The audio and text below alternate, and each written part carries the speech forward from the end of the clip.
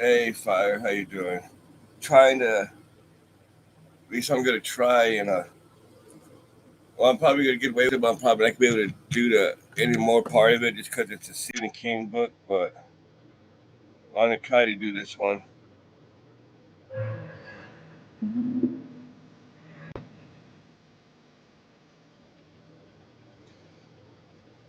One night alone.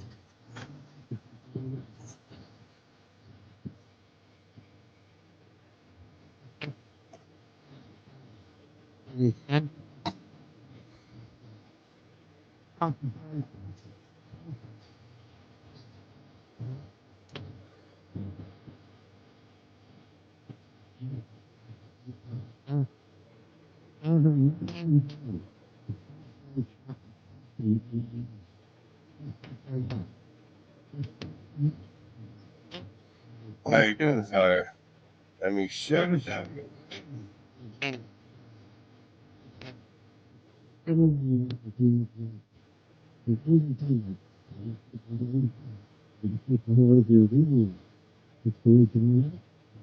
Hell yeah.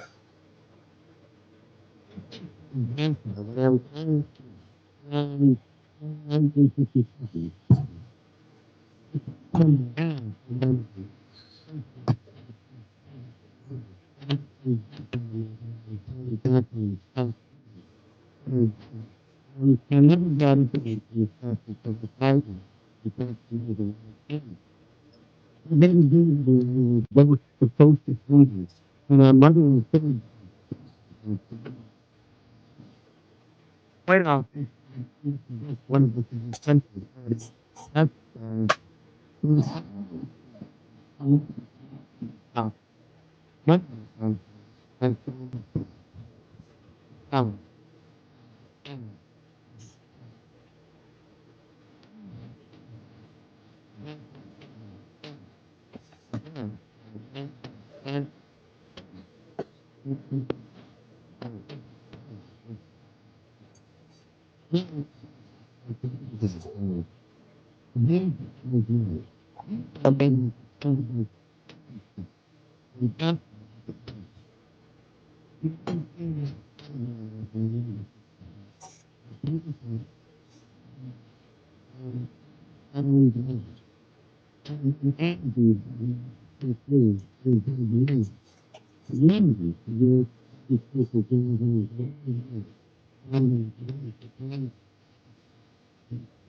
that one, listen, right, so.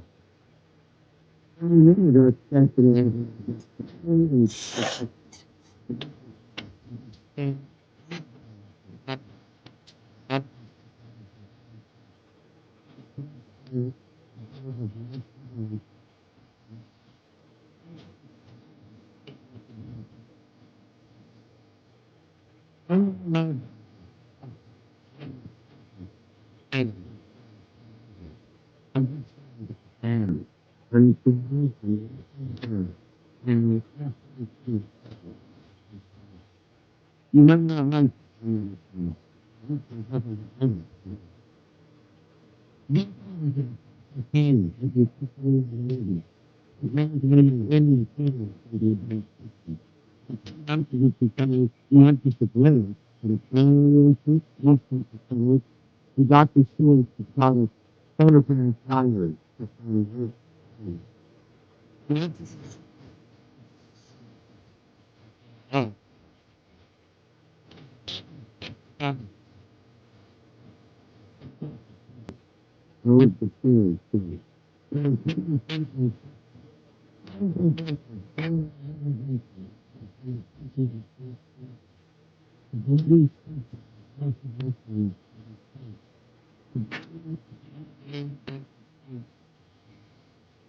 That what I was trying to understand, and then which is really the basis of the sense of blame, rules, pursuit of Count Dracula. Everyone thinks how it ends, then back to Europe, and finally to his latest piece today, where the issue is his manifestation. And I just started out on thinking, um,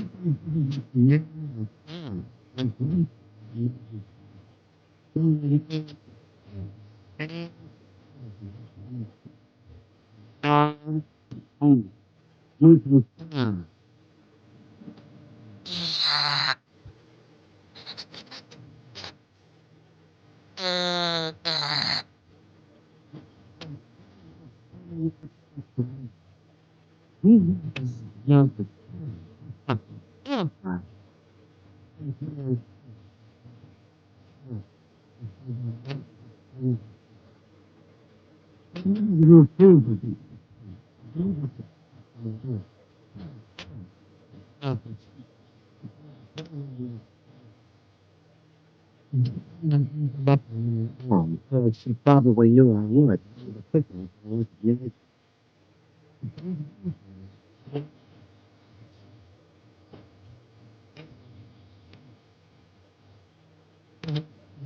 If it be vital because grandson will see galaxies.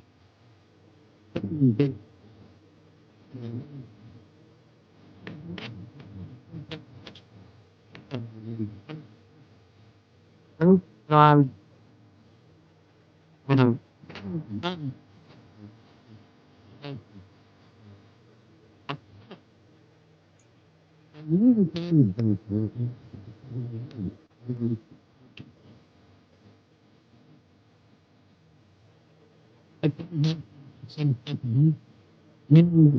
read, not just read, but studied and followed, even at the high school level.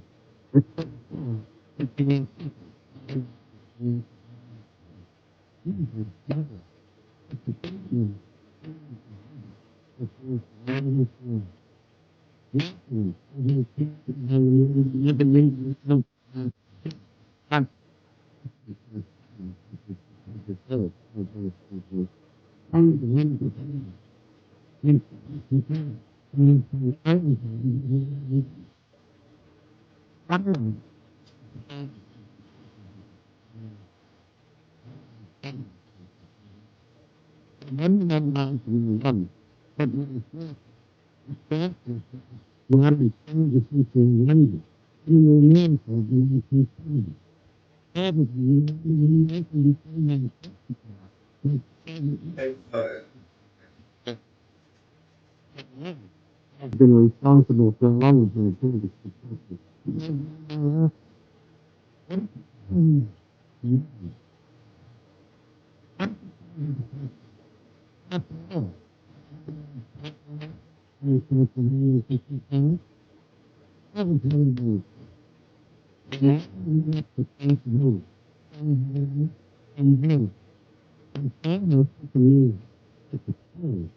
can operate with legally and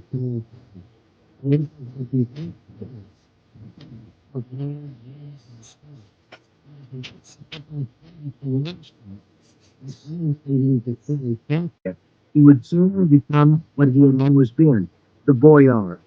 And so, and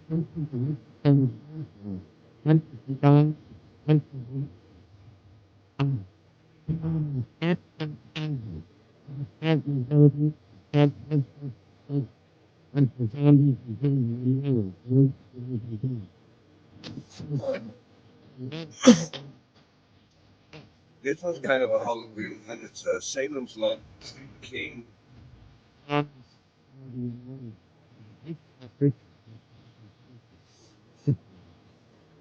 could do. Let's see. I could do some HP Lovecraft. That's always good. It's Halloween. HP Lovecraft.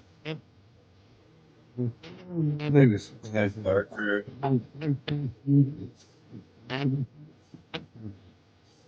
What do you think?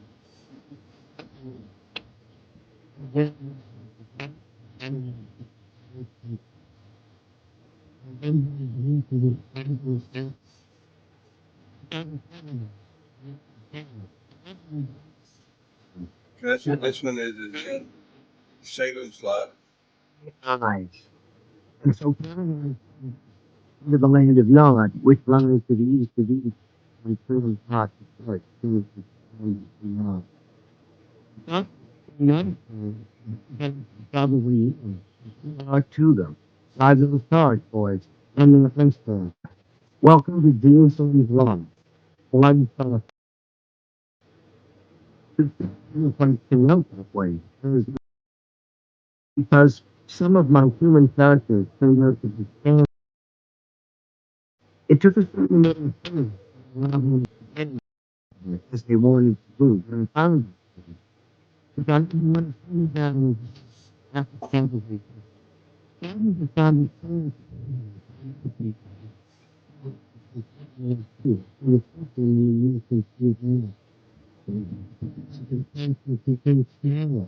we saw that their triumph rather than bigger. Understood. And being true. Let him be what he is. Let him become.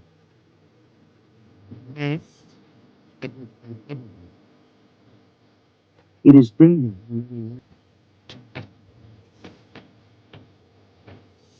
I think a good one to start tomorrow for a Halloween one. Yeah. I have. Menace. I I got like to stand we and got do Clive Barker, we got Bram Stoker, I got Kane, I got HP Lovecraft. and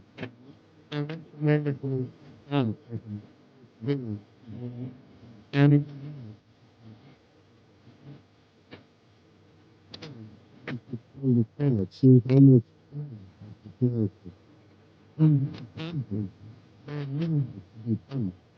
when someone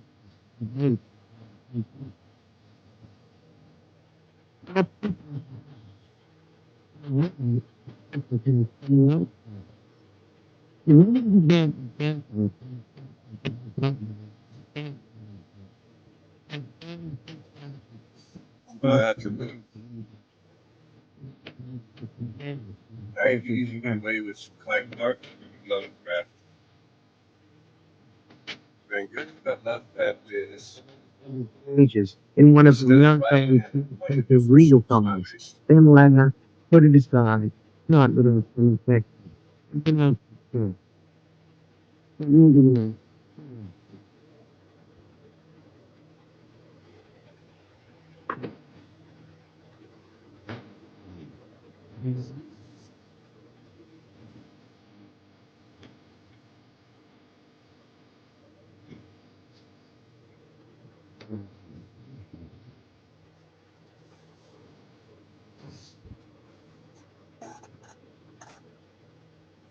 Here.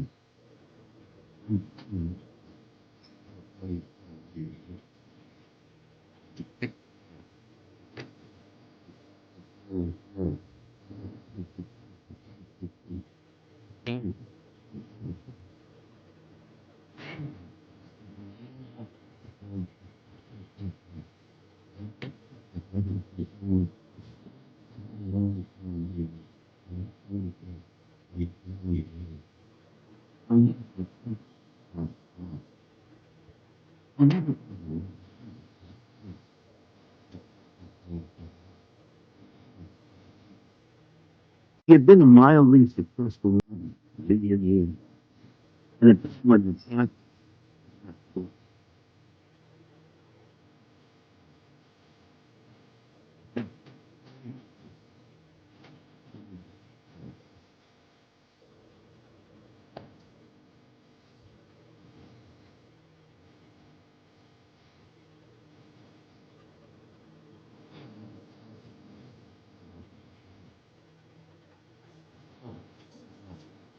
Nice.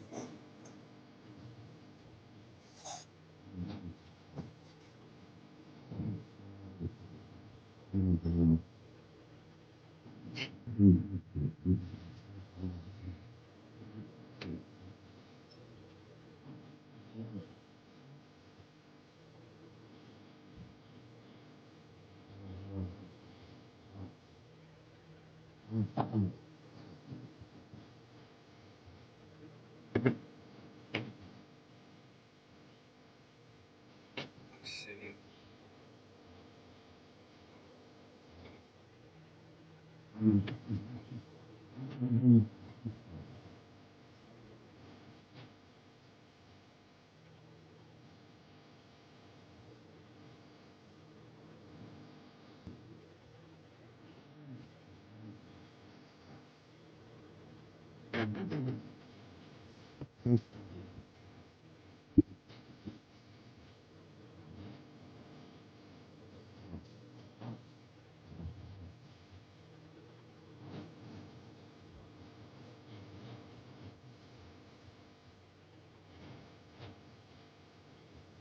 as the format. But he didn't think blocking things was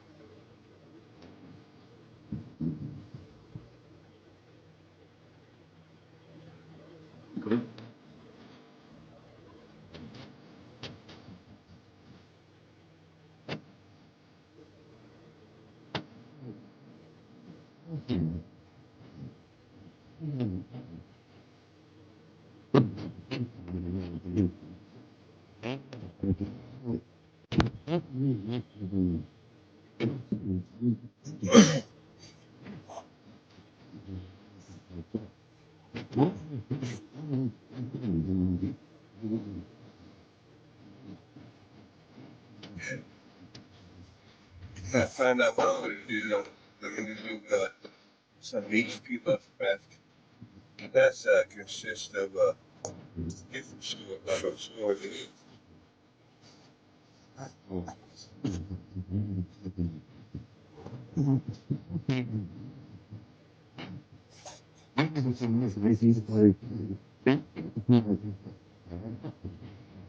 All 312 residents.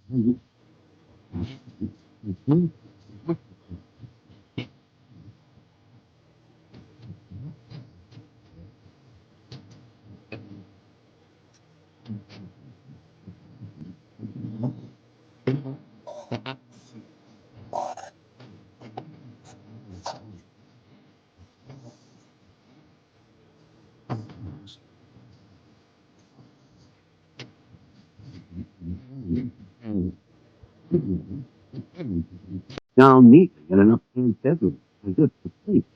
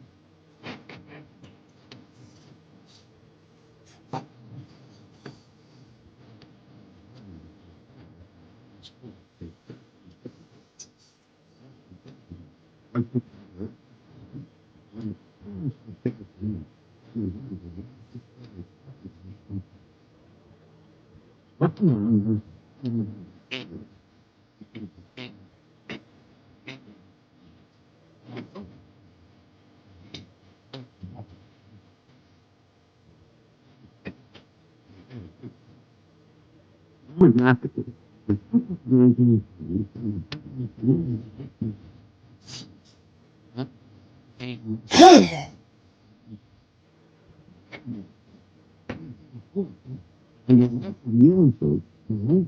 but you're the planners.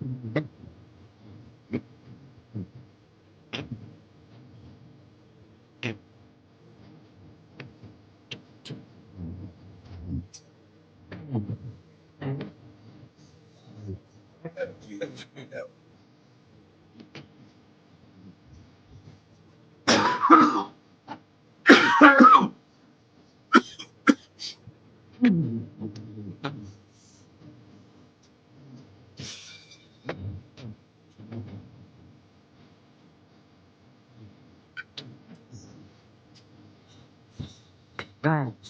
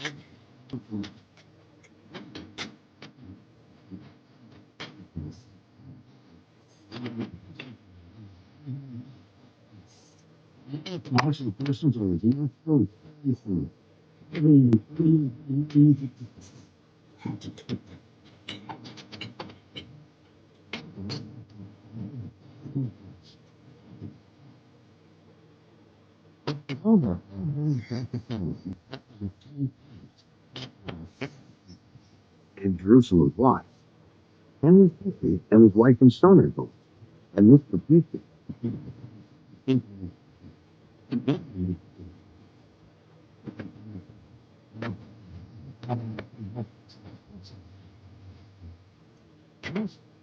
It's quiet.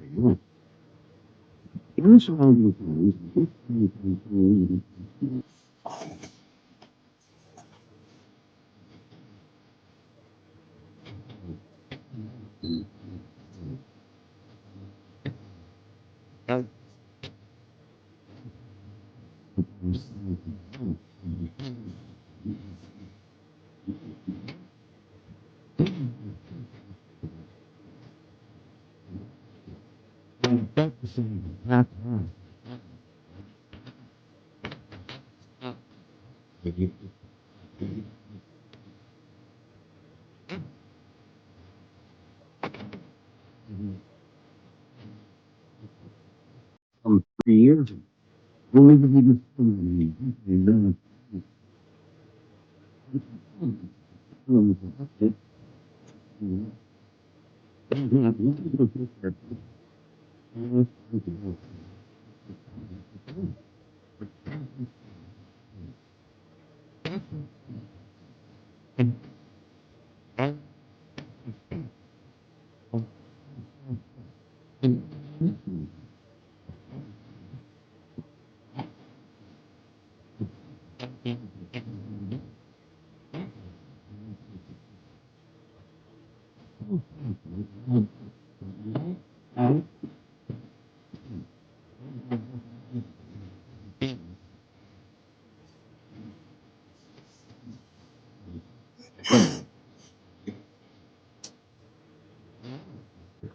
Only a blinding shot is full.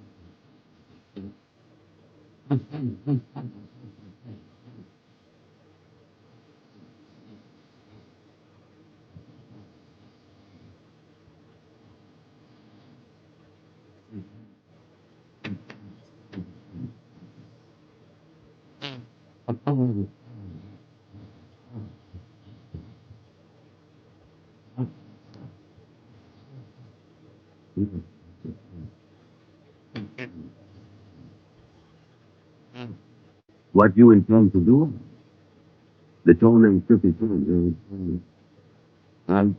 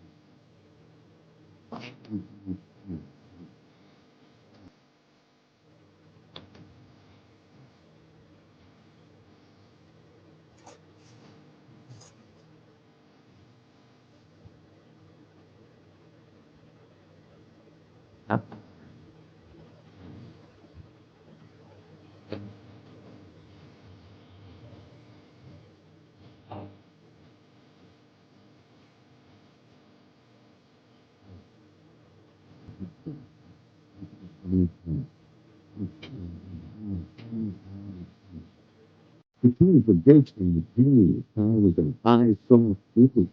And just walking out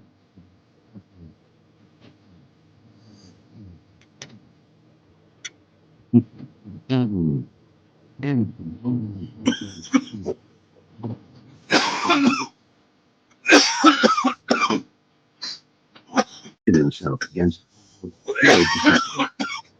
you were stabbed at 25 years of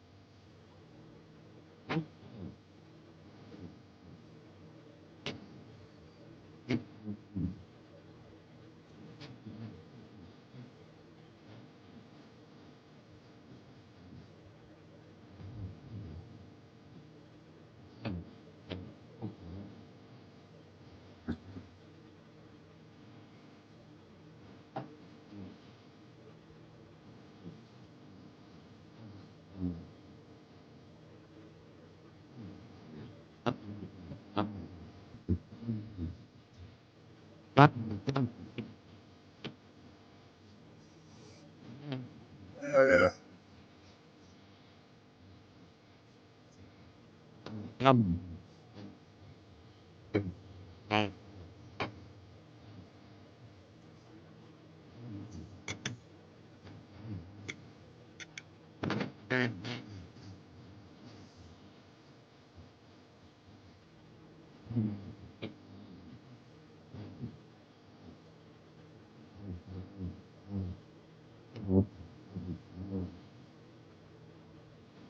up on the right. And for me, he was driving right on. I don't know when to tell you.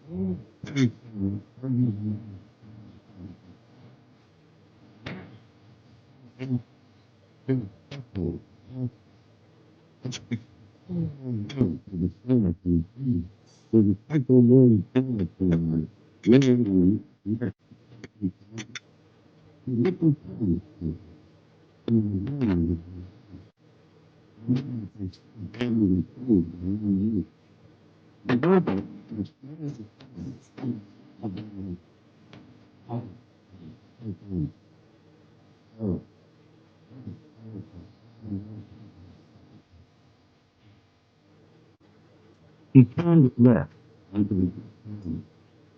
What line did he?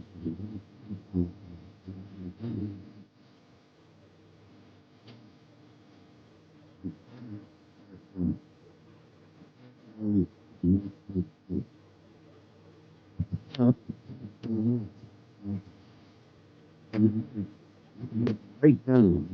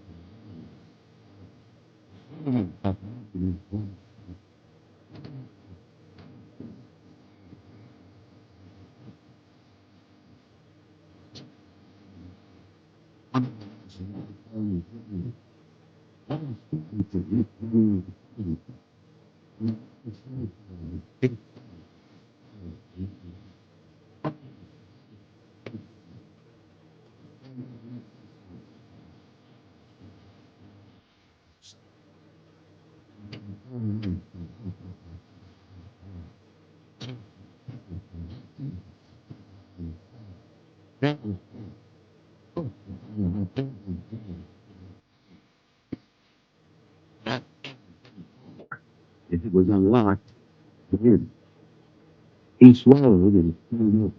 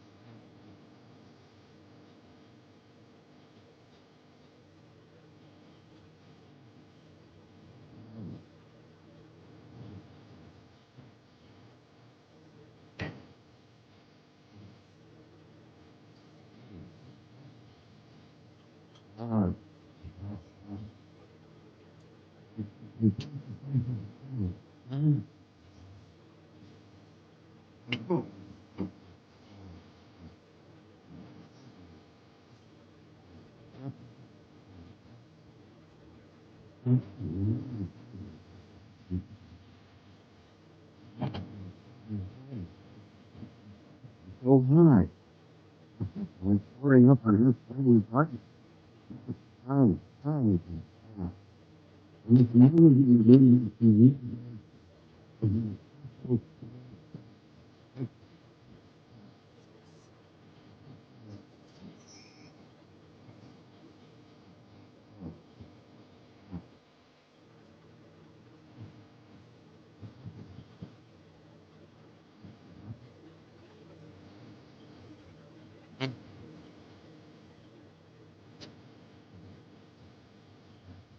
looking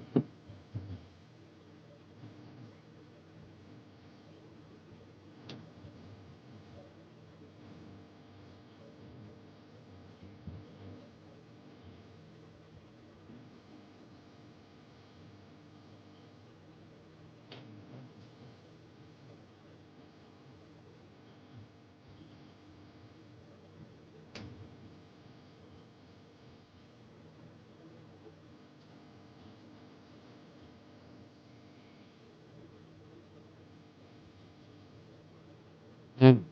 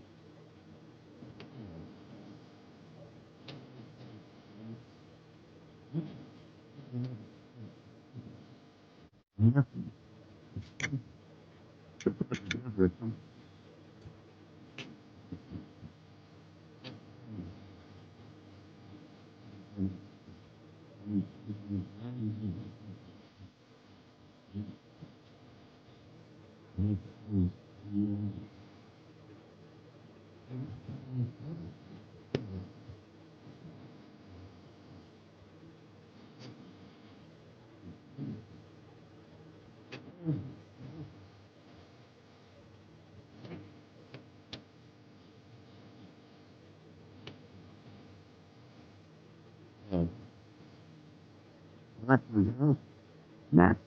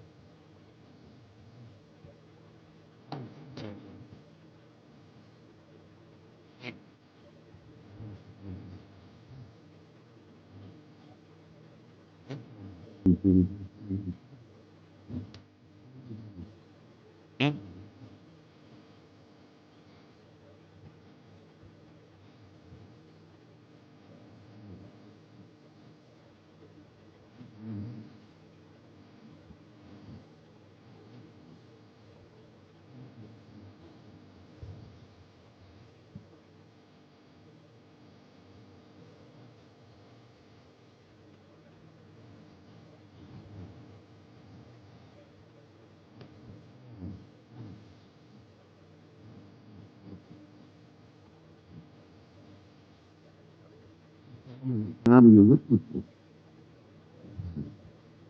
infinite?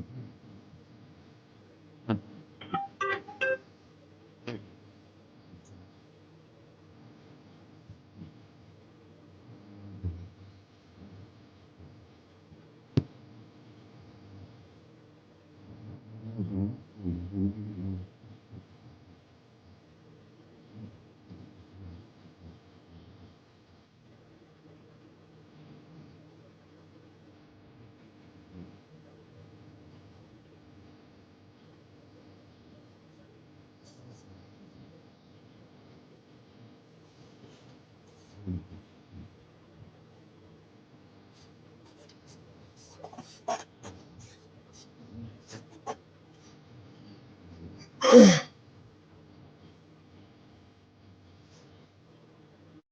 smiled like, guess you should know. I mean, what's that?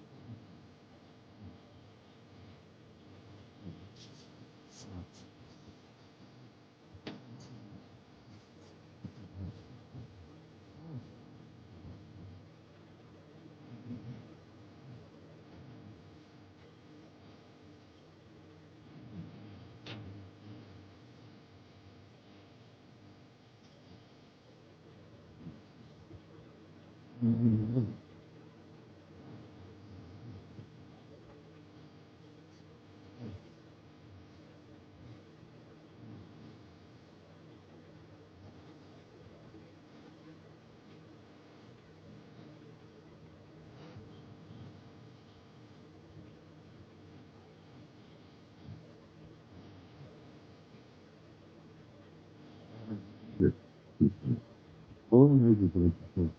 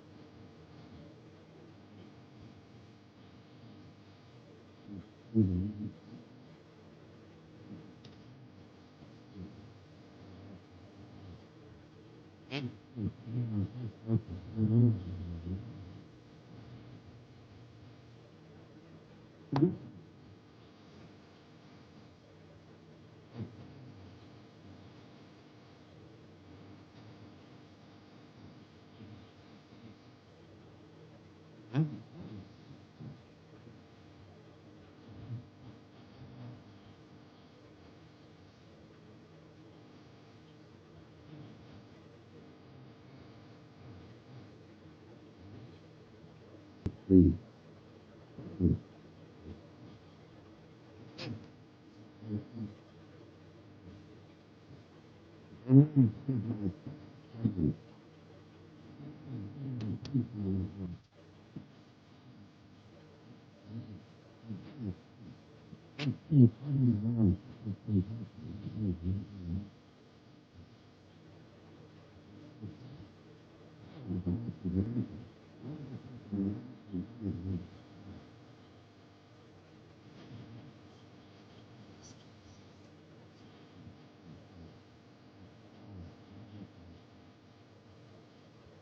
Hello, I have one kind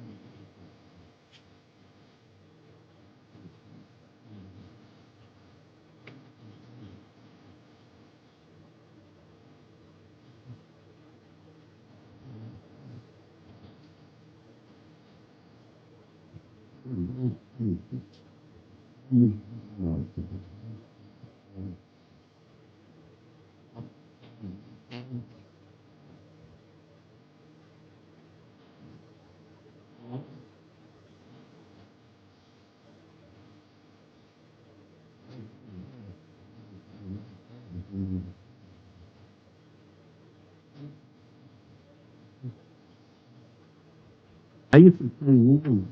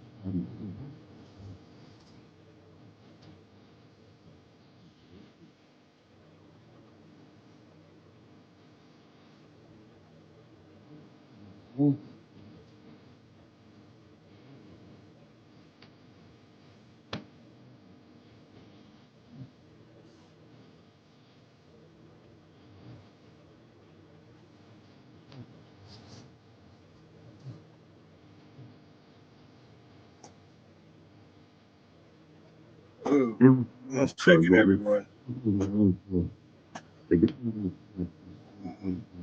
I got to stop this book.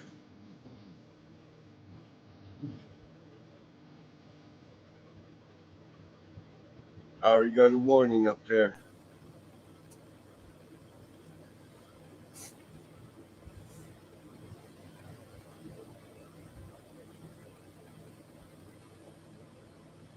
Ooh. Okay. Yeah, I got to stop that. I just can't get away playing Stephen King for some reason.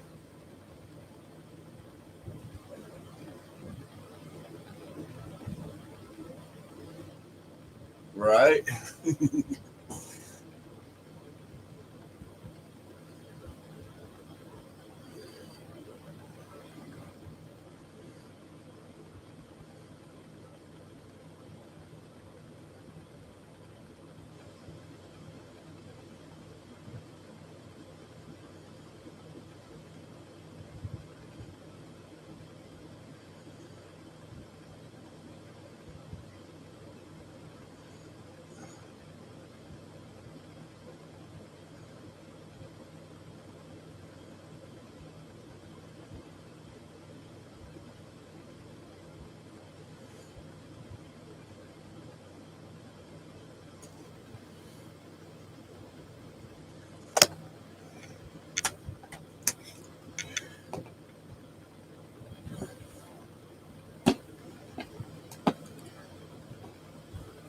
Yeah, that kind of sucks.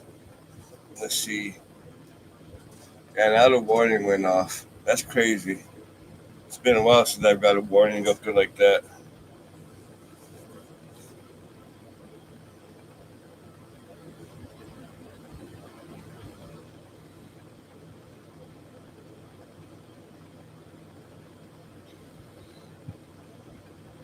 performed a short.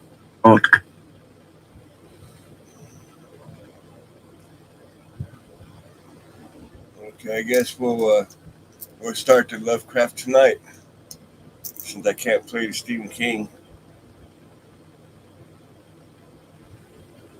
I am writing this under an appreciable mental strain, Good thing I looked since up by and looked tonight over I at shall be no more, my laptop. penniless at the end of my supply of the Had drug, that which warning alone passed makes all the way life across it. endurable. I It can said bear the all the way torture across no the top of longer, the screen. It said, and shall "Gave a cast warning." myself from this garret window into the squalid street below. Do not think from my slavery to morphine that I am a weakling or a degenerate. When you have read these hastily scrawled pages, you may guess, though never fully realize, why it is that I must have forgetfulness or death. And just It ahead was in of one of the time most for open and least a frequented little parts of the warning broad on Pacific him. that the packet of which I was supercargo fell a victim to the German sea raider. The Great War was then at its very beginning, and the ocean Yeah, this forces of the warning Hun about had not Lovecraft, completely sunk to the their time period he later wrote in, degradation, certain so that stuff our he vessel writes was made a and legitimate prize, wording might whilst be we of offensive her to crew were some, treated so with all the fairness just and a warning. consideration due us as I naval don't want to get prisoners. too offended. So liberal indeed was the discipline of our captors that 5 days after we were taken, I managed to escape alone in a small boat with water and provisions for a good length of time. When I finally found myself adrift and free, See, that I is had but little Stephen idea King of my advocate for surroundings. Never a being competent able to navigator, play. I could only guess vaguely by the sun and stars that I was somewhat south of the equator. Of the longitude I knew nothing, and no island or coastline was in sight. The weather kept fair, and for uncounted days I drifted aimlessly beneath the scorching sun, waiting either for some passing ship or to be cast on the shores of some habitable land.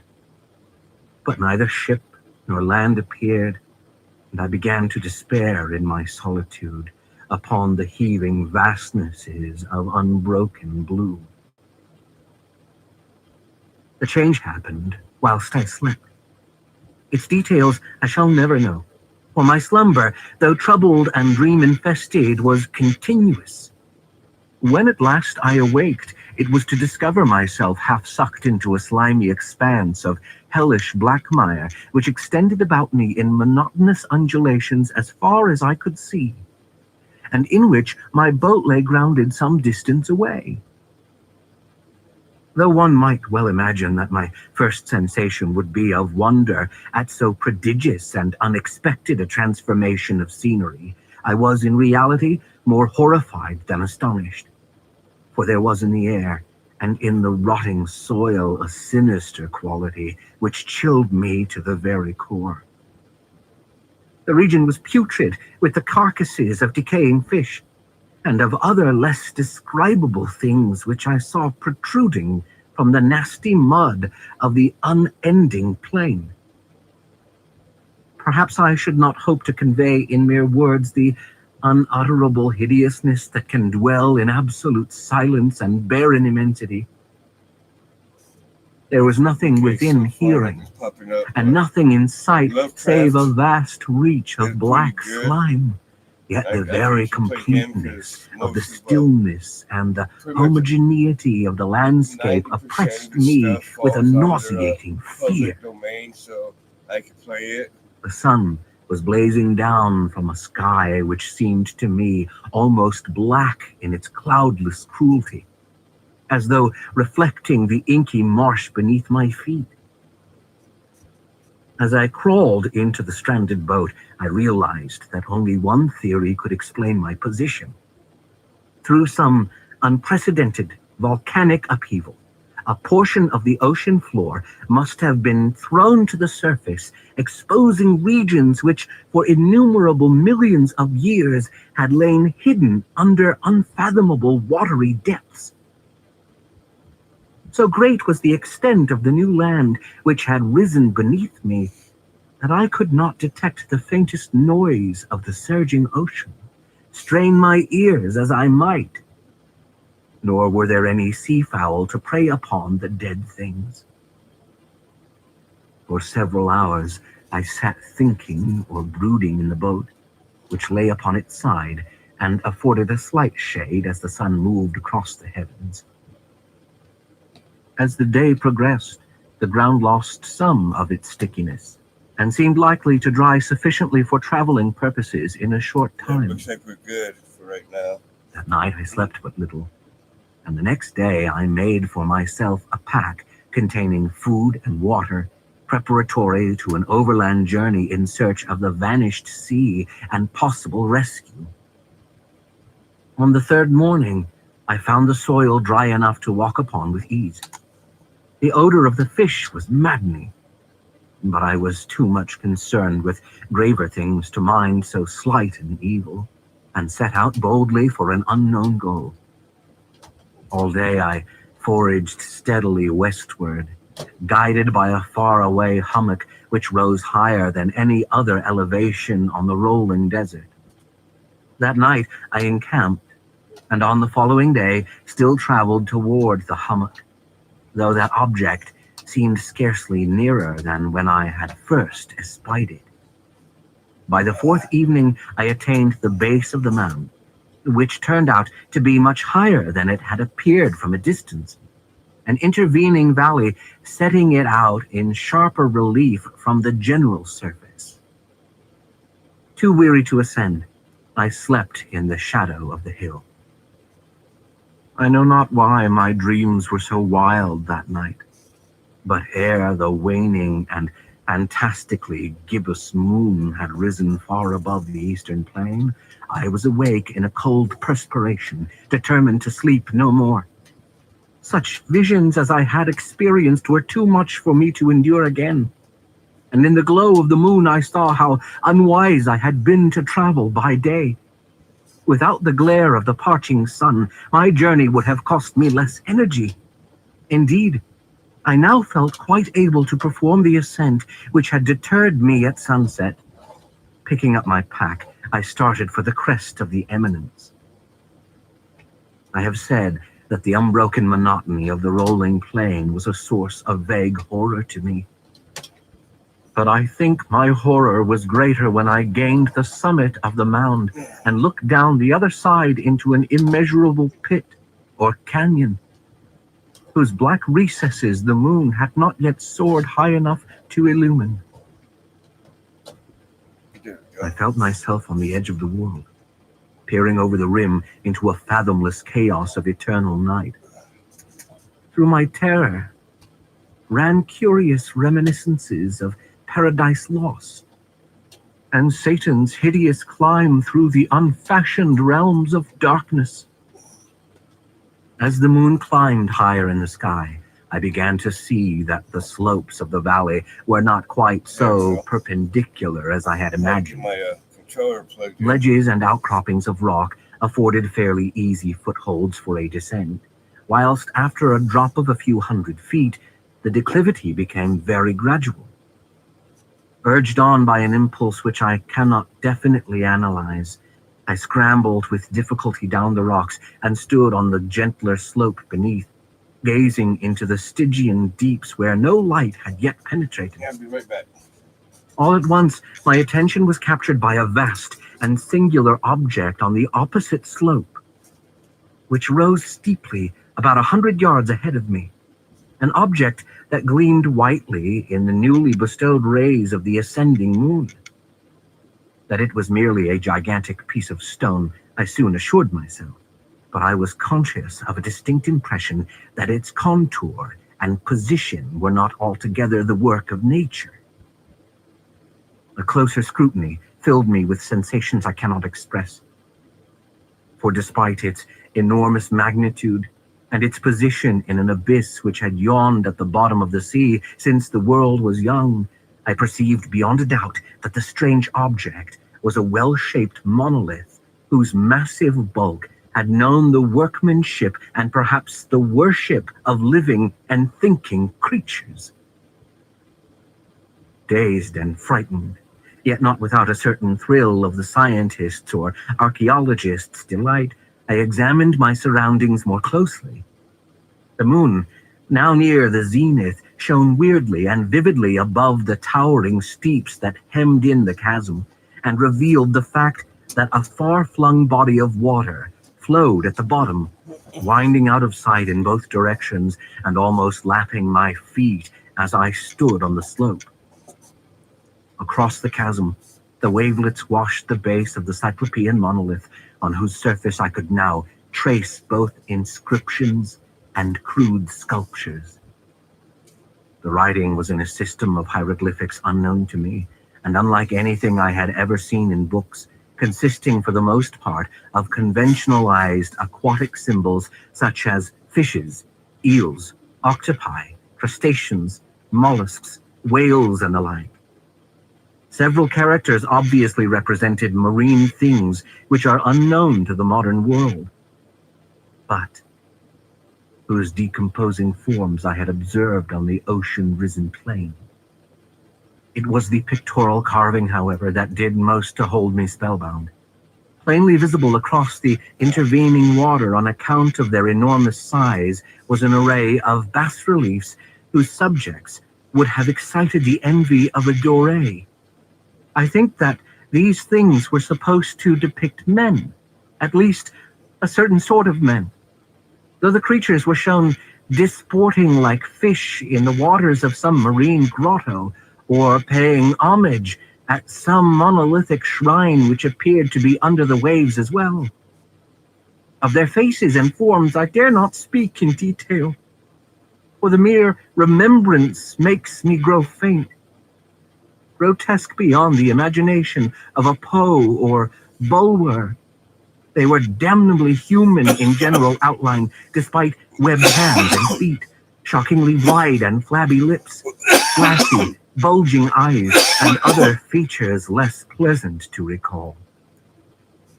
Curiously enough, they seemed to have been chiseled badly out of proportion with their scenic background, for one of the creatures was shown in the act of killing a whale, represented as but little larger than himself.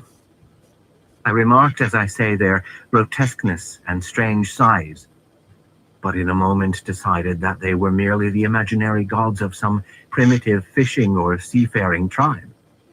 Some tribe whose last descendant had perished eras before the first ancestor of the Piltdown or Neanderthal man was born. Awestruck at this unexpected glimpse into a past beyond conception of the most daring anthropologist, I stood musing, whilst the moon cast queer reflections on the silent channel before me. Then suddenly I saw it, with only a slight churning to mark its rise to the surface. The thing slid into view above the dark waters. Vast, Polyphemus-like and loathsome, it darted like a stupendous monster of nightmares to the monolith, about which it flung its gigantic scaly arms, while it bowed its hideous head and gave vent to certain measured sounds. I think I went mad then. Of my frantic ascent of the slope and cliff, and of my delirious journey back to the stranded boat, I remember little. I believe I sang a great deal and laughed oddly when I was unable to sing. I have indistinct recollections of a great storm some time after I reached the boat.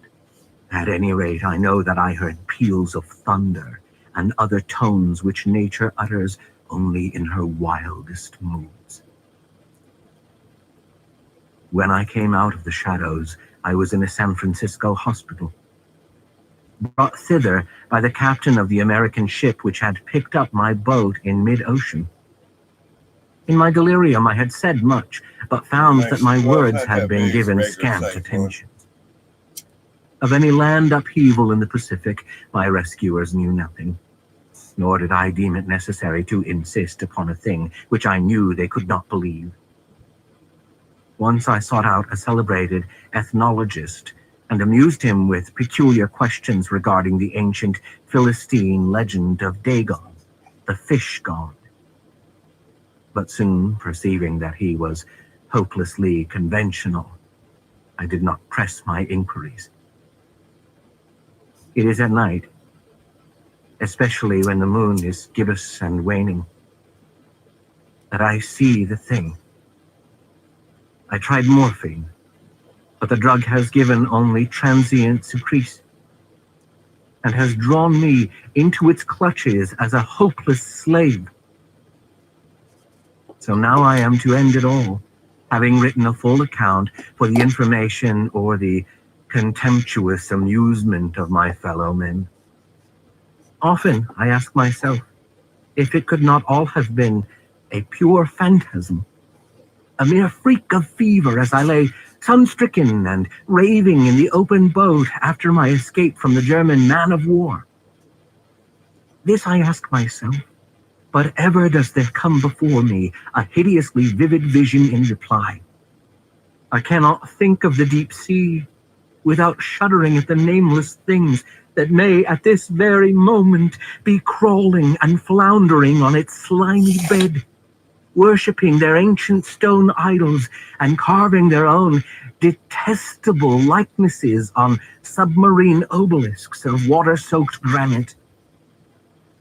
I dream of a day when they may rise above the billows to drag down in their reeking talons the remnants of puny, war-exhausted mankind, of a day when the land shall sink and the dark ocean floor shall ascend amidst universal pandemonium.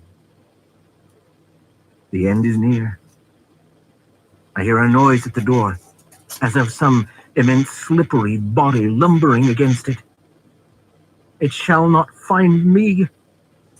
God, that hand, the window, the window.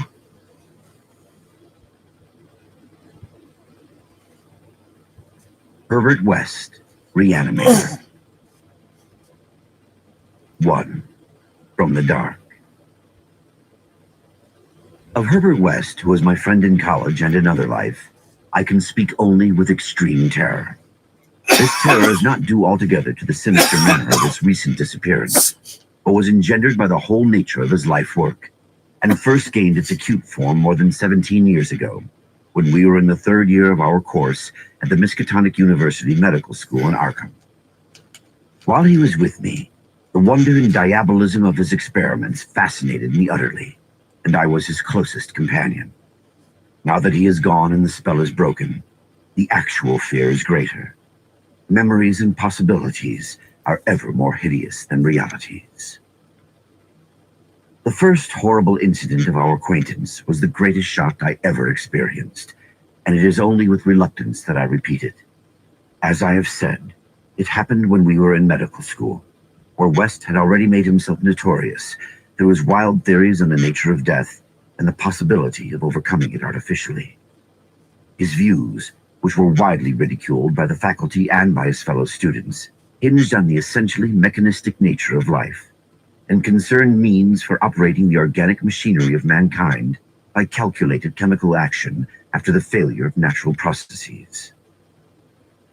In his experiments with various animating solutions, he had killed and treated immense numbers of rabbits, guinea pigs, cats, dogs, and monkeys, till he had become the prime nuisance of the college. Several times he had actually obtained signs of life in animals supposedly dead. In many cases, violent signs, but he soon saw that the perfection of his process, if indeed possible, would necessarily involve a lifetime of research. It likewise became clear that, since the same solution never worked alike on different organic species, he would require human subjects for further and more specialized progress. It was here that he first came into conflict with the college authorities and was debarred from future experiments by no less a dignitary than the dean of the medical school himself, the learned and benevolent Dr. Alan Halsey, whose work on behalf of the stricken is recalled by every old resident of Arkham. I had always been exceptionally tolerant of West's pursuits, and we frequently discussed his theories, whose ramifications and corollaries were almost infinite.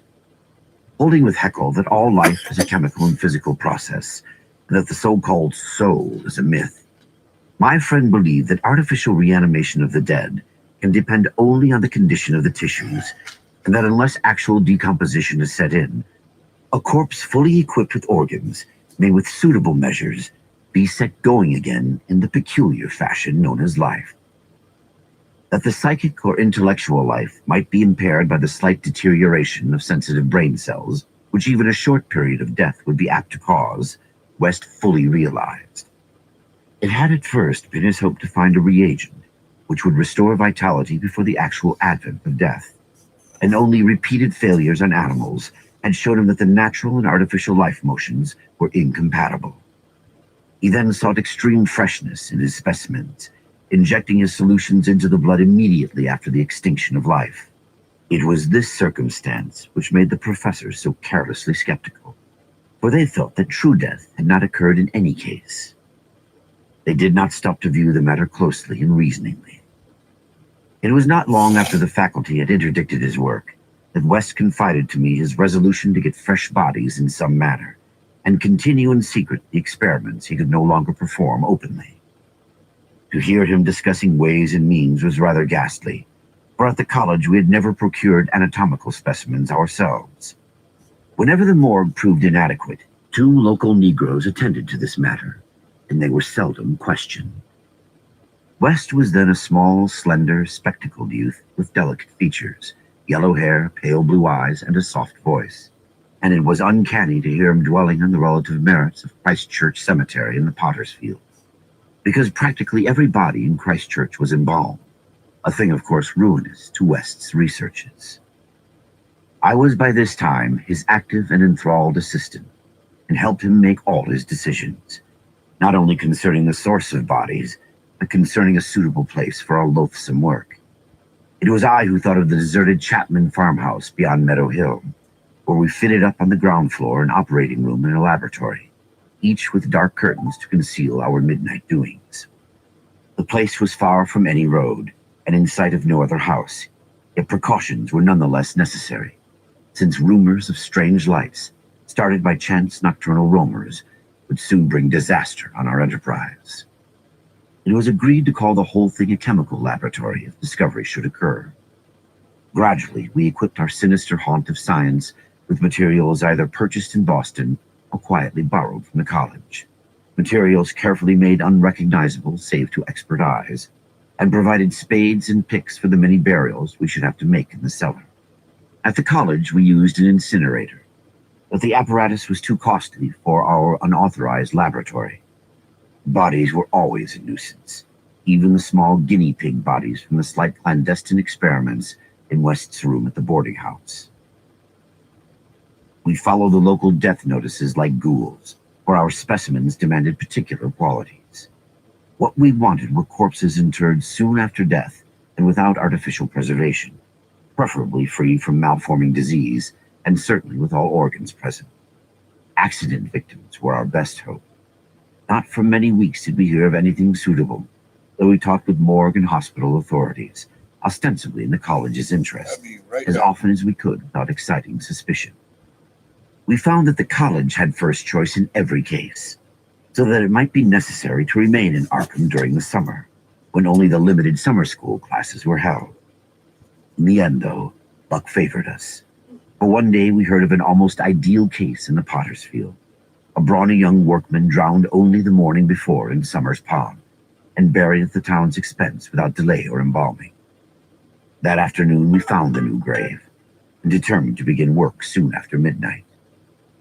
It was a repulsive task that we undertook in the black small hours, even though we lacked at that time the special horror of graveyards, which later experiences brought to us. We carried spades and oil dark lanterns, for although electric torches were then manufactured, they were not as satisfactory as the tungsten contrivances of today. The process of unearthing was slow and sordid. It might have been gruesomely poetical if we had been artists instead of scientists, and we were glad when our spades struck wood. When the pine box was fully uncovered, West scrambled down and removed the lid, dragging out and propping up the contents. I reached down and hauled the contents out of the grave, and then both toiled hard to restore the spot to its former appearance. The affair made us rather nervous, especially the stiff form and vacant face of our first trophy. But we managed to remove all traces of our visit. When we had patted down the last shovelful of earth, we put the specimen in a canvas sack and set out for the old Chapman place beyond Meadow Hill. On an improvised dissecting table in the old farmhouse, By the light of a powerful acetylene lamp, the specimen was not very spectral looking. It had been a sturdy and apparently unimaginative youth, wholesome plebeian type, large-framed, gray-eyed, and brown-haired, a sound animal without psychological subtleties, and probably having vital processes of the simplest and healthiest sort. Now, with the eyes closed, it looked more asleep than dead, though the expert test of my friend soon left no doubt on the score. We had at last what West had always longed for: a real dead man of the ideal kind, ready for the solution prepared according to the most careful calculations and theories for human use. The tension on our part became very great. We knew that there was scarcely a chance for anything like complete success, and could not avoid hideous fears at possible grotesque results of partial animation. Especially were we apprehensive concerning the mind and pulses of the creature, since in the space following death, some of the more delicate cerebral cells might well have suffered deterioration. I myself still held some curious notions about the traditional soul of man, and felt an awe at the secrets that might be told by one returning from the dead. I wondered what sights this placid youth might have seen in inaccessible spheres, and what he could relate if fully restored to life. But my wonder was not overwhelming, since for the most part I shared the materialism of my friend. He was calmer than I as he forced a large quantity of his fluid into a vein of the body's arm, immediately binding the incision securely. The waiting was gruesome, but West never faltered. Every now and then he applied his stethoscope to the specimen and bore the negative results philosophically. After about 3/4 of an hour without the least sign of life, he disappointedly pronounced the solution inadequate, but determined to make the most of his opportunity and try one change in the formula before disposing of his ghastly prize. We had that afternoon dug a grave in the cellar and would have to fill it by dawn.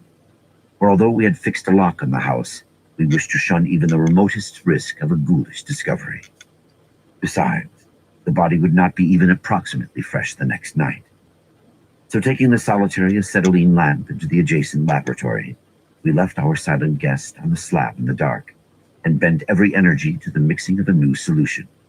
The weighing and measuring supervised by West with an almost fanatical care. The awful event was very sudden and wholly unexpected. I was pouring something from one test tube to another, and West was busy over the alcohol blast lamp, which had to answer for a Bunsen burner in this gasless edifice, when from the pitch-black room we had left, there burst the most appalling and demoniac succession of cries that either of us had ever heard. Not more unutterable could have been the chaos of hellish sound if the pit itself had opened to release the agony of the damned. For in one inconceivable cacophony was centered all the supernal terror and unnatural despair of animate nature. Human it could not have been. It is not in man to make such sounds. And without a thought of our late employment or its possible discovery, both West and I leaped to the nearest window like stricken animals, overturning tubes, lamp, and retorts, and vaulting madly into the starred abyss of the rural night. I think we screamed ourselves as we stumbled frantically toward the town, though as we reached the outskirts we put on a semblance of restraint, just enough to seem like belated revelers staggering home from a debauch. We did not separate, but managed to get to West's room, where we whispered with the gas up until dawn. By then we had calmed ourselves a little with rational theories and plans for investigation, so that we could sleep through the day, disregarded. But that evening, 2 items in the paper, wholly unrelated, made it again impossible for us to sleep. The old deserted Chapman house had inexplicably burned to an amorphous heap of ashes. That we could understand because of the upset lamp. Also, an attempt had been made to disturb a new grave in the potter's field, as if by futile and spadeless clawing at the earth. That we could not understand, for we had patted down the mound very carefully. And for 17 years after that, West would look frequently over his shoulder and complain of fancied footsteps behind him. Now, There's one he down. has disappeared. 2. The Plague Demon. I shall never forget that hideous summer 16 years ago. when, like a noxious efreet from the halls of Eblis, typhoid stalked leeringly through Arkham. It is by that satanic scourge that most recall the year, for truly terror brooded with bat wings over the piles of coffins in the tombs of Christ Church Cemetery. Yet for me there is a greater horror in that time, a horror known to me alone, now that Herbert West has disappeared. West and I were doing postgraduate work in summer classes at the medical school of Miskatonic University. And my friend had attained a wide notoriety because of his experiments leading toward the revivification of the dead. After the scientific slaughter of uncounted small animals, the freakish work had ostensibly stopped by order of our skeptical dean, Dr. Alan Halsey. Though West had continued to perform certain secret tests in his dingy boarding house room, and had on one terrible and unforgettable occasion taken a human body from its grave in the Potter's Field, the deserted farmhouse beyond Meadow Hill. I was with him on that odious occasion, and saw him inject into the still veins the elixir which he thought would to some extent restore life's chemical and physical processes. It had ended horribly, in a delirium of fear which we gradually came to attribute to our own overwrought nerves. And West had never afterward been able to shake off a maddening sensation of being haunted and hunted. The body had not been quite fresh enough. It is obvious that to restore normal mental attributes, a body must be very fresh indeed, and the burning of the old house had prevented us from burying the thing. It would have been better if we could have known it was underground. After that experience, West had dropped his researches for some time. But as the zeal of the born scientist slowly returned, he again became importunate with the college faculty, pleading for the use of the dissecting room and of fresh human specimens for the work he regarded as so overwhelmingly important. His pleas, however, were wholly in vain, for the decision of Dr. Halsey was inflexible, and the other professors all endorsed the verdict of their leader.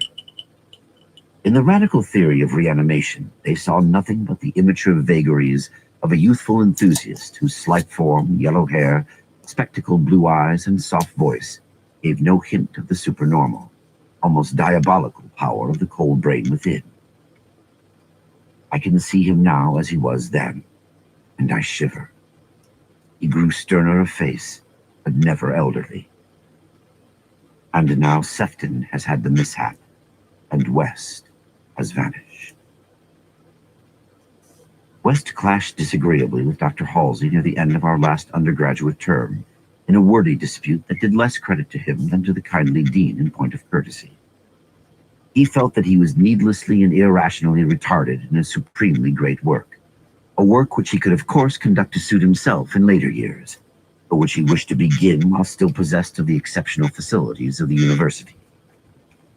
That the tradition-bound elders should ignore his singular results on animals and persist in their denial of the possibility of reanimation was inexpressibly disgusting and almost incomprehensible to a youth of West's logical temperament.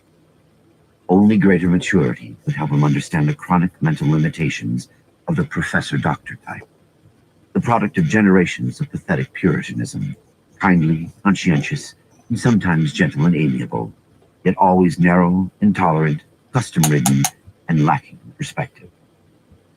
Age has more charity for these incomplete yet high-souled characters, whose worst real vice is timidity, and who are ultimately punished by general ridicule for their intellectual sins. Sins like Ptolemaism, Calvinism, anti-Darwinism, anti-Nietzscheism, and every sort of Sabbatarianism and sumptuary legislation.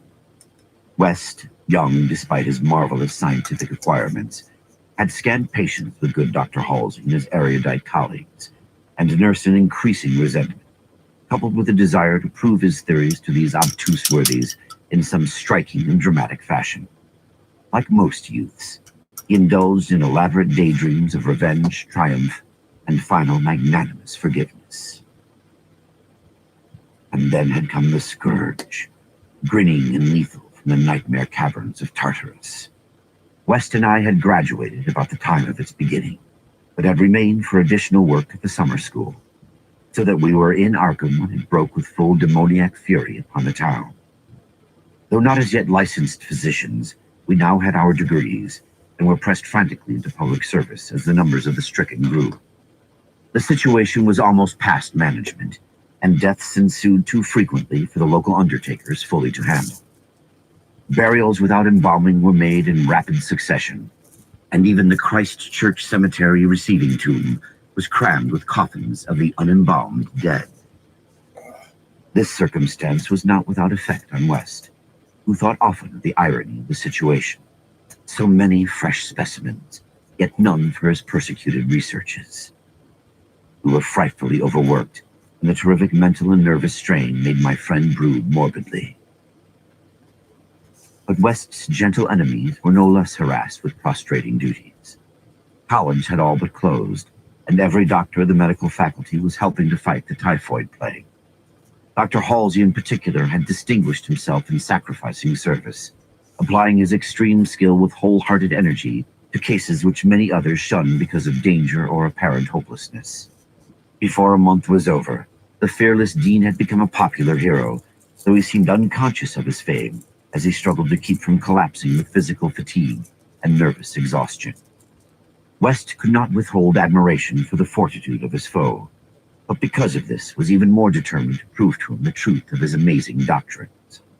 Taking advantage of the disorganization of both college work and municipal health regulations, he managed to get a recently deceased body smuggled into the university dissecting room one night, and in my presence injected a new modification of his solution.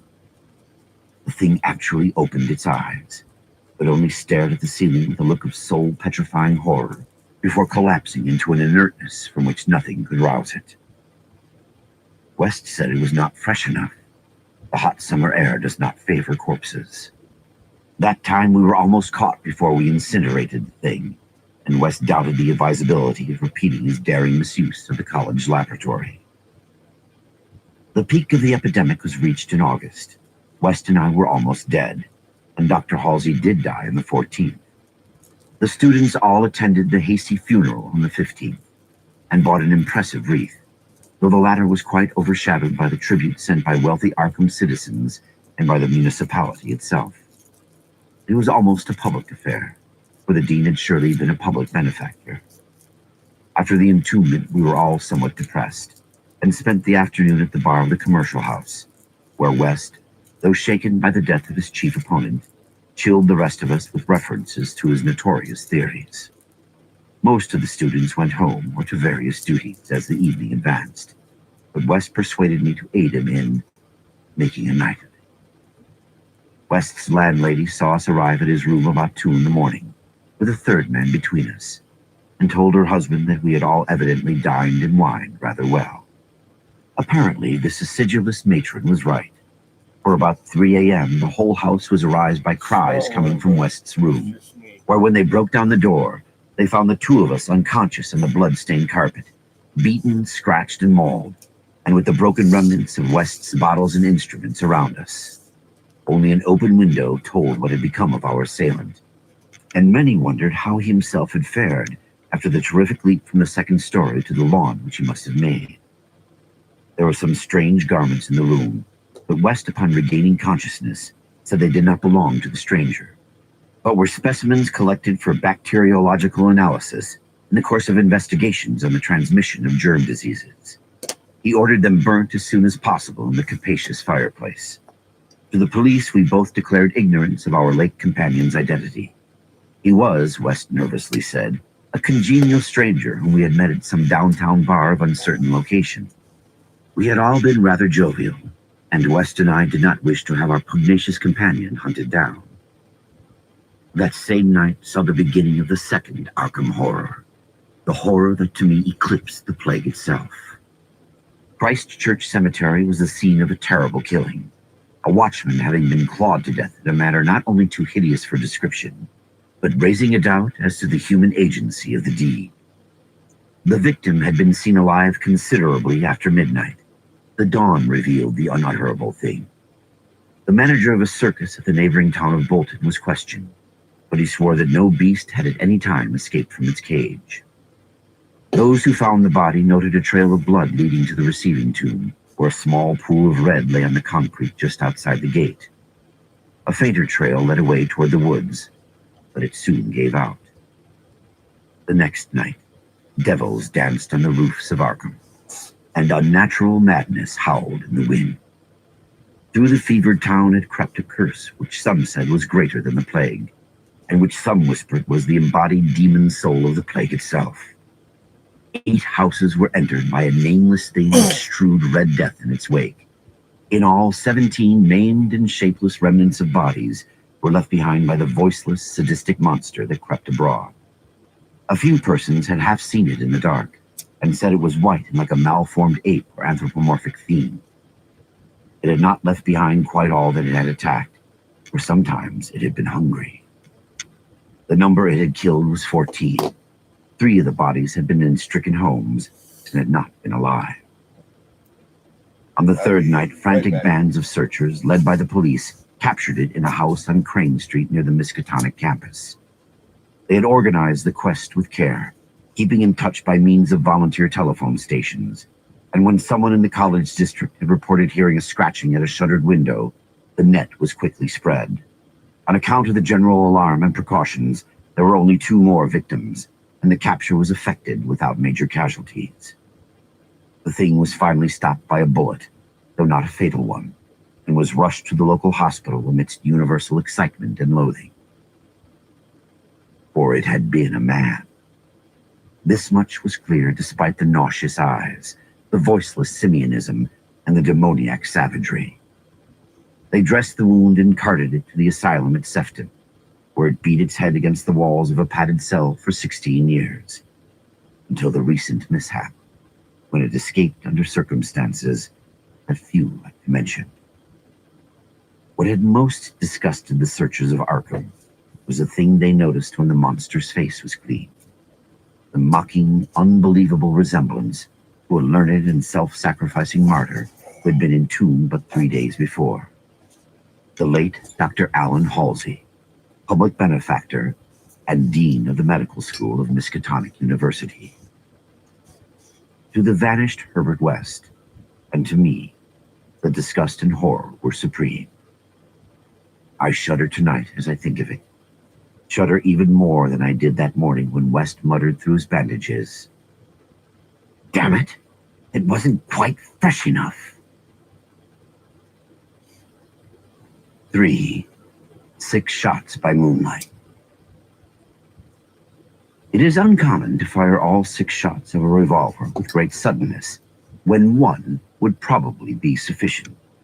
But many things in the life of Herbert West were uncommon. It is, for instance, not often that a young physician leaving college is obliged to conceal the principles which guide his selection of a home and office. Yet that was the case with Herbert West.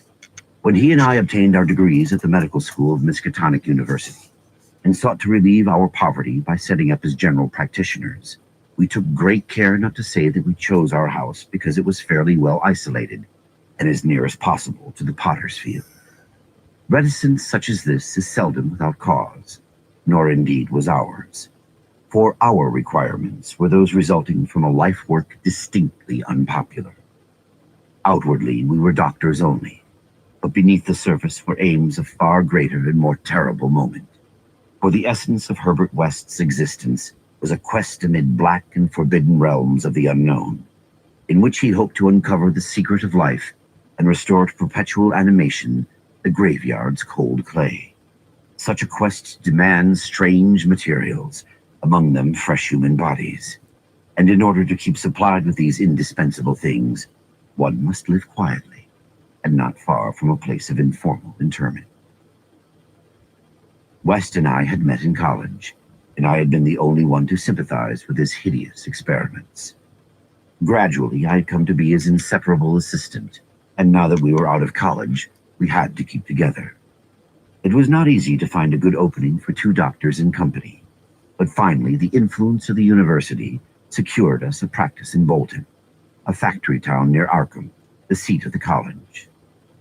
The Bolton worsted mills are the largest in the Miskatonic Valley, and their polyglot employees are never popular as patients with the local physicians. We chose our house with the greatest care, seizing at last on a rather run-down cottage near the end of Pond Street, 5 numbers from the closest neighbor. and separated from the local potter's field by only a stretch of meadowland, bisected by a narrow neck of the rather dense forest which lies to the north. The distance was greater than we wished, but we could get no nearer house without going on the other side of the field, wholly out of the factory district. We were not much displeased, however, since there were no people between us and our sinister source of supplies. The walk was a trifle long, but we could haul our silent specimens undisturbed. Our practice was surprisingly large from the very first, large enough to please most young doctors, and large enough to prove a bore and a burden to students whose real interest lay elsewhere. The mill hands were of somewhat turbulent inclinations, and besides their many natural needs, their frequent clashes and stabbing affrays gave us plenty to do. But what actually absorbed our minds was the secret laboratory we had fitted up in the cellar.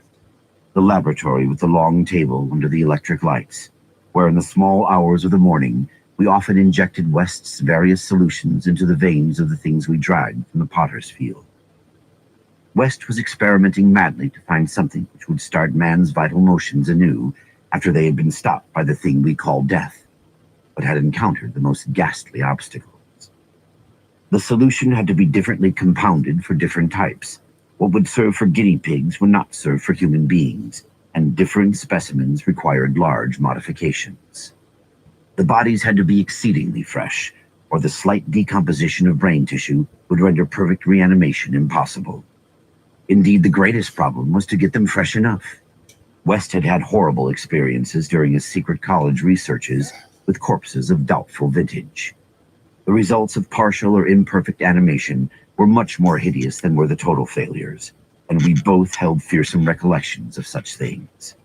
Ever since our first demoniac session in the deserted farmhouse on Meadow Hill in Arkham, we had felt a brooding menace. And West, though a calm, blonde, blue-eyed scientific automaton in most respects, often confessed to a shuddering sensation of stealthy pursuit.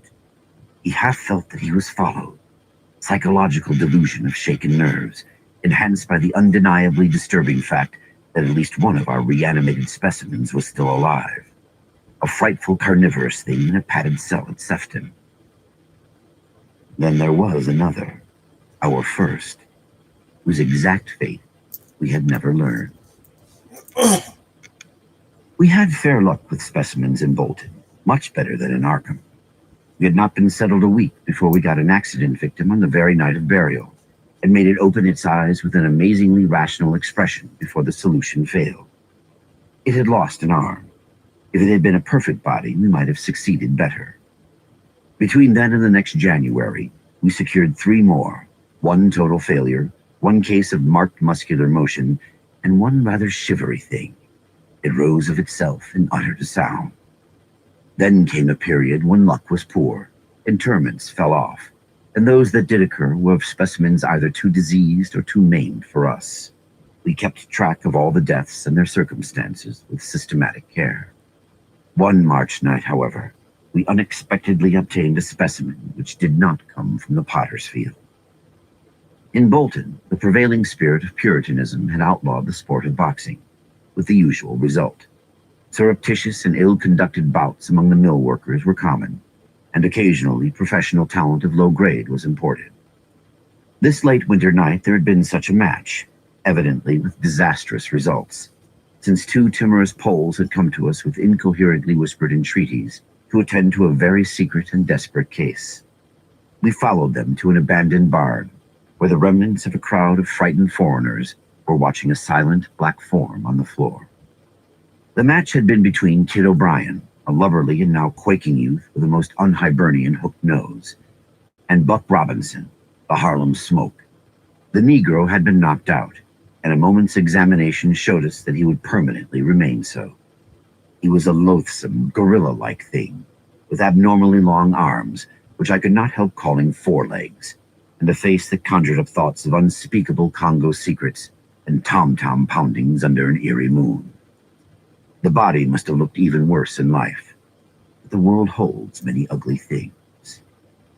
Fear was upon the whole pitiful crowd, for they did not know what the law would exact of them if the affair were not hushed up, and they were grateful when West, in spite of my involuntary shudders, offered to get rid of the thing quietly, for a purpose I knew too well. There was bright moonlight over the snowless landscape, but we dressed the thing and carried it home between us through the deserted streets and meadows, as we had carried a similar thing one horrible night in Arkham.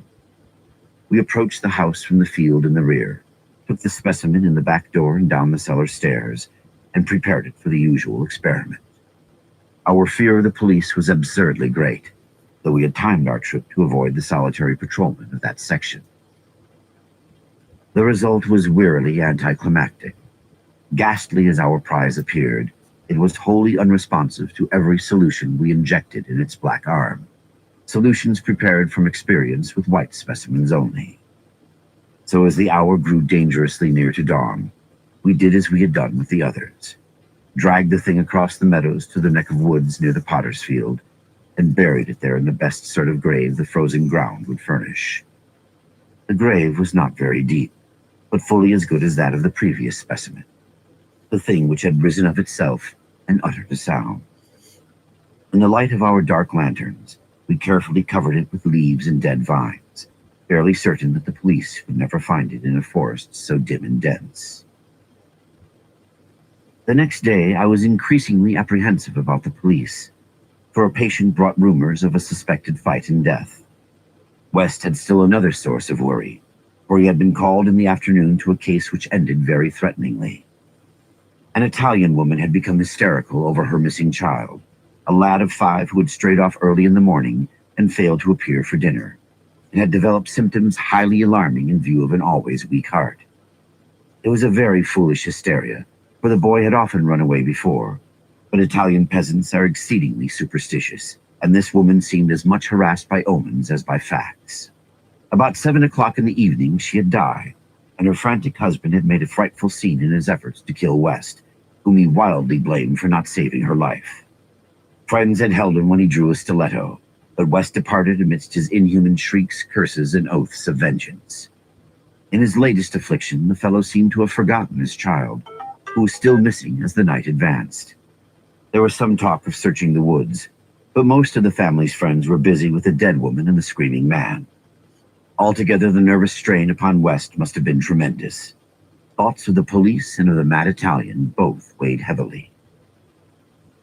We retired about 11, but I did not sleep well. Bolton had a surprisingly good police force for so small a town, and I could not help fearing the mess which would ensue if the affair of the night before were ever tracked down. It might mean the end of all our local work, and perhaps prison for both West and me. I did not like those rumors of a fight which were floating about. After the clock had struck 3, the moon shone in my eyes, but I turned over without rising to pull down the shade. Then came the steady rattling at the back door. I lay still and somewhat dazed, but before long heard West's rap on my door. He was clad in dressing gown and slippers, and had in his hands a revolver and an electric flashlight. From the revolver, I knew that he was thinking more of the crazed Italian than of the police. "We'd both better go," he whispered. "It wouldn't do not to answer it anyway, and it may be a patient. It would be like one of those fools to try the back door." So we both went down the stairs on tiptoe, with a fear partly justified, and partly that which comes only from the soul of the weird small hours. The rattling continued, growing somewhat louder. When we reached the door, I cautiously unbolted it and threw it open, and as the moon streamed revealingly down on the form silhouetted there, West did a peculiar thing. Despite the obvious danger of attracting notice and bringing down on our heads the dreaded police investigation, a thing which, after all, was mercifully averted by the relative isolation of our cottage, my friend suddenly, excitedly, and unnecessarily emptied all 6 chambers of his revolver into the nocturnal visitor. For that visitor was neither Italian nor policeman. Looming hideously against the spectral moon was a gigantic, misshapen thing not to be imagined save in nightmares. A glassy-eyed, ink-black apparition nearly on all 4s, covered with bits of mold, leaves, and vines, foul with caked blood, and having between its glistening teeth a snow-white, terrible, cylindrical object, terminating in a tiny hand. 4. The scream of the dead. The scream of a dead man gave to me that acute and added horror of Dr. Herbert West, which harassed the latter years of our companionship. It is natural that such a thing as a dead man's scream should give horror, for it is obviously not a pleasing or ordinary occurrence. But I was used to similar experiences, and suffered on this occasion only because of a particular circumstance. And, as I have implied, it was not of the dead man himself that I became afraid. Herbert West, whose associate and assistant I was, possessed scientific interests far beyond the usual routine of a village physician. That was why, when establishing his practice in Bolton, he had chosen an isolated house near the Potter's Field. Briefly and brutally stated, West's sole absorbing interest was a secret study of the phenomena of life and its cessation, leading toward the reanimation of the dead through injections of an excitant solution. For this ghastly experimenting, it was necessary to have a constant supply of very fresh human bodies. Very fresh because even the least decay hopelessly damaged the brain structure, and human because we found that the solution had to be compounded differently for different types of organisms. Scores of rabbits and guinea pigs had been killed and treated, but their trail was a blind one. West had never fully succeeded because he had never been able to secure a corpse sufficiently fresh. What he wanted were bodies from which vitality had only just departed. Bodies with every cell intact and capable of receiving again the impulse toward that mode of motion called life. There was hope that this second and artificial life might be made perpetual by repetitions of the injection, but we had learned that an ordinary natural life would not respond to the action. To establish the artificial motion, nocturnal life must be extinct. The specimens must be very fresh, but genuinely dead. The awesome quest had begun when West and I were students at the Miskatonic University Medical School in Arkham, vividly conscious for the first time of the thoroughly mechanical nature of life. That was 7 years before, but West looked scarcely a day older now. He was small, blond, clean-shaven, soft-voiced, and spectacled, with only an occasional flash of a cold blue eye to tell of the hardening and growing fanaticism of his character under the pressure of his terrible investigations. Our experiences had often been hideous in the extreme, the results of defective reanimation, when lumps of graveyard clay had been galvanized into morbid, unnatural, and brainless motion by various modifications of the vital solution. One thing had uttered a nerve-shattering scream, another had risen violently, beaten us both to unconsciousness, and run amok in a shocking way before it could be placed behind asylum bars. Still another, a loathsome African monstrosity, had clawed out of its shallow grave and done a deed. West had had to shoot that object. We could not get bodies fresh enough to show any trace of reason when reanimated, so had perforce created nameless horrors. It was disturbing to think that one, perhaps two of our monsters still lived. That thought haunted us shadowingly, till finally West disappeared under frightful circumstances. But at the time of the scream in the cellar laboratory of the isolated Bolton cottage, our fears were subordinate to our anxiety for extremely fresh specimens. West was more avid than I, so that it almost seemed to me that he looked half covetously at any very healthy living physique. It was in July 1910 that the bad luck regarding specimens began to turn. I had been on a long visit to my parents in Illinois, and upon my return found West in a state of singular elation. He had, he told me excitedly, in all likelihood solved the problem of freshness through an approach from an entirely new angle, that of artificial preservation. I had known that he was working on a new and highly unusual embalming compound, and was not surprised that it had turned out well. But until he explained the details, I was rather puzzled as to how such a compound could help in our work, since the objectionable staleness of the specimens was largely due to delay occurring before we secured them. This, I now saw, West had clearly recognized, creating his embalming compound for future rather than immediate use, and trusting to fate, to supply again some very recent and unburied corpse, as it had years before when we obtained the Negro killed in the Bolton prize fight. At last, fate had been kind, so that on this occasion there lay in the secret cellar laboratory a corpse whose decay could not by any possibility have begun. What would happen on reanimation, and whether we could hope for a revival of mind and reason, West did not venture to predict. The experiment would be a landmark in our studies, and he had saved the new body for my return, so that both might share the spectacle in a custom fashion. West told me how he had obtained the specimen. It had been a vigorous man, a well-dressed stranger just off the train on his way to transact some business with the Bolton worsted mills. The walk through the town had been long, and by the time the traveler paused at our cottage to ask the way to the factories, his heart had become greatly overtaxed. He had refused a stimulant, and had suddenly dropped dead only a moment later. The body, as might be expected, seemed to West a heaven-sent gift.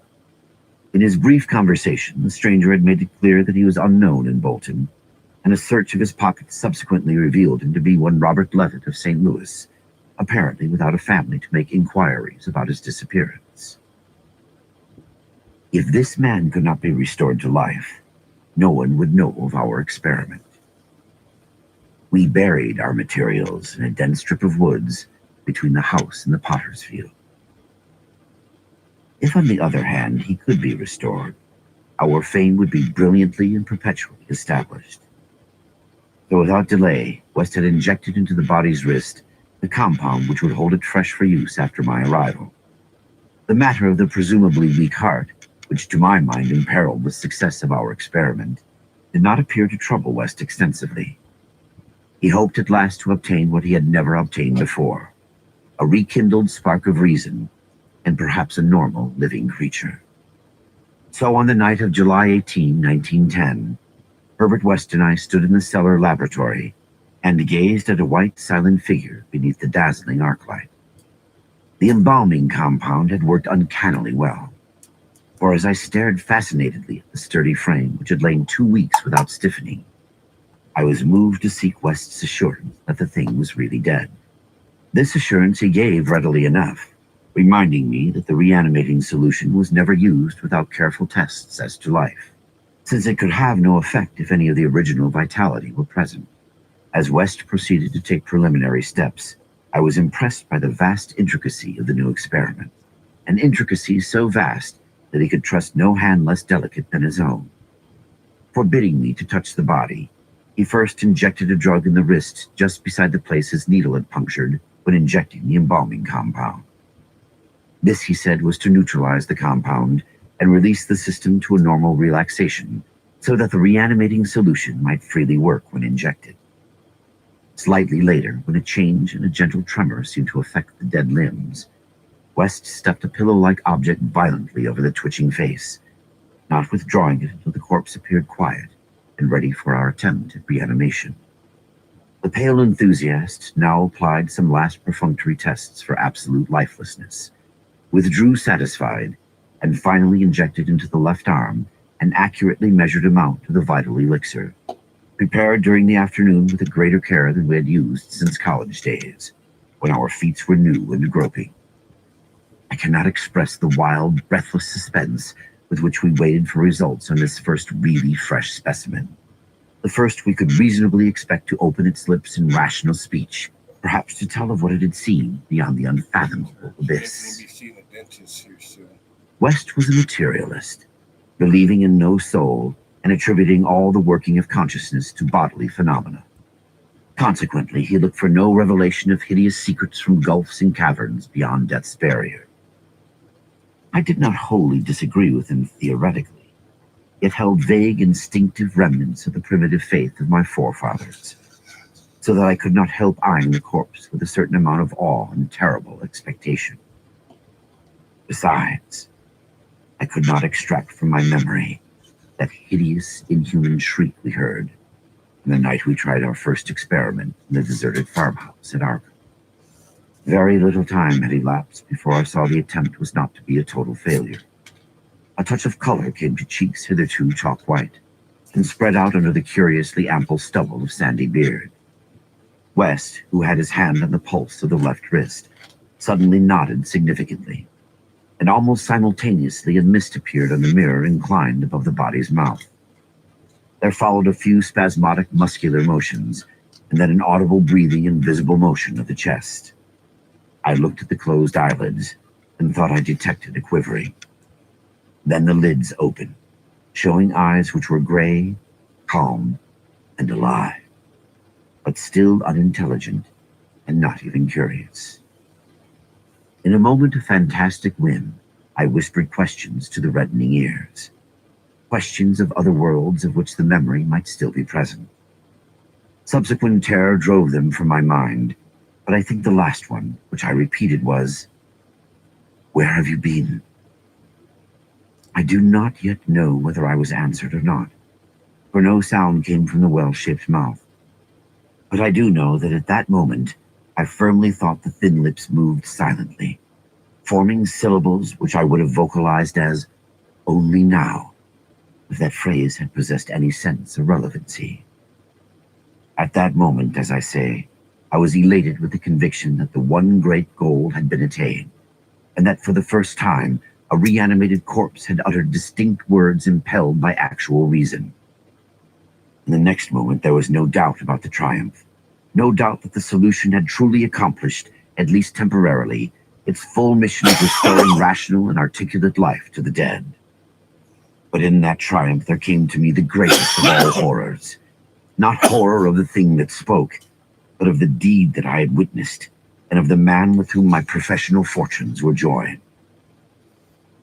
For that very fresh body, at last writhing into full and terrifying consciousness, with eyes dilated at the memory of its last scene on Earth, threw out its frantic hands in a life and death struggle with the air, and suddenly collapsing into a second and final dissolution from which there could be no return, screamed out the cry that will ring eternally in my aching brain. "Help! Keep off, you cursed little towhead fiend! Keep that damn needle away from me!" 5. The horror from the shadows. Many men have related hideous things, not mentioned in print, which happened on the battlefields of the Great War. Some of these things had made me faint, others have convulsed me with devastating nausea, while still others have made me tremble and look behind me in the dark. Yet despite the worst of them, I believe I can relate the most hideous thing of all, the shocking, the unnatural, the unbelievable horror from the shadows. In 1915, I was a physician with the rank of first lieutenant in a Canadian regiment in Flanders, one of many Americans to precede the government itself into the gigantic struggle. I had not entered the army on my initiative, but rather as a natural result of the enlistment of the man whose indispensable assistant I was, the celebrated Boston surgical specialist, Dr. Herbert West. Dr. West had been avid for a chance to serve as surgeon in a great war, and when the chance had come, he carried me with him almost against my will. There were reasons why I would have been glad to let the war separate us, reasons why I found the practice of medicine and the companionship of West more and more irritating. But when he had gone to Ottawa and through a colleague's influence secured a medical commission as major, I could not resist the imperious persuasion of one determined that I should accompany him in my usual capacity. When I say that Dr. West was avid to serve in battle, I do not mean to imply that he was either naturally warlike or anxious for the safety of civilization. Always an ice-cold intellectual machine, slight, blonde, blue-eyed, and spectacled, I think he secretly sneered at my occasional martial enthusiasms and censures of supine neutrality. There was, however, something he wanted in embattled Flanders, and in order to secure it, he had to assume a military exterior. What he wanted was not a thing which many persons want, but something connected with a peculiar branch of medical science which he had chosen quite clandestinely to follow, and in which he had achieved amazing and occasionally hideous results. It was, in fact, nothing more or less than an abundant supply of freshly killed men in every stage of dismemberment. Herbert West needed fresh bodies because his life work was the reanimation of the dead. All right, everyone. This work was not known to the fashionable clientele who had so swiftly built up. I want to thank everyone for stopping by, and everyone who keeps stopping by. I appreciate all y'all's support. Until next time, everyone, y'all stay safe out there.